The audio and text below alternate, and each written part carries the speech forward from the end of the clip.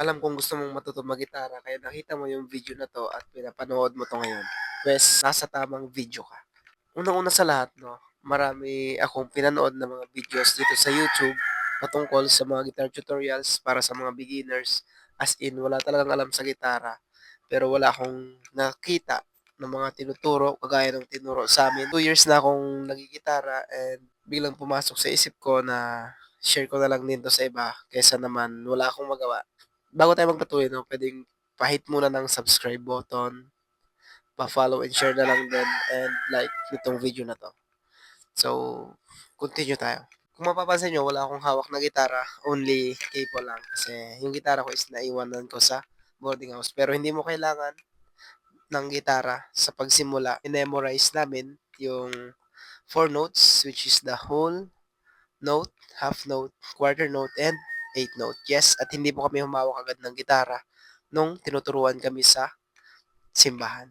Sa music talaga is meron tayong 5 notes, pero yung ituturo ko muna ngayon is the whole note and half note. Bali, dalawang notes lang muna.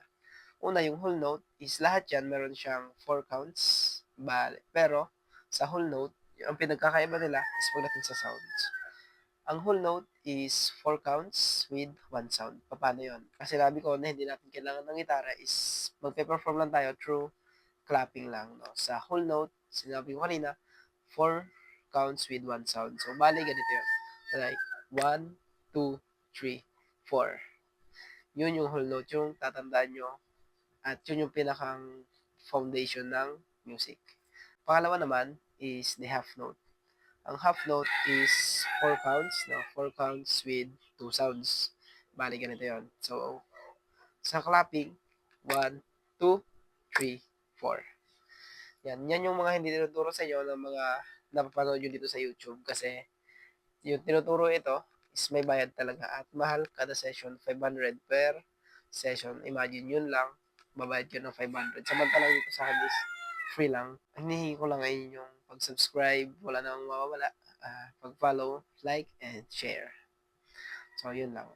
Kita-kits tayo sa sunod na video. Basta tatandaan nyo yung whole note and half note. Madali na yan pagdating sa gitara.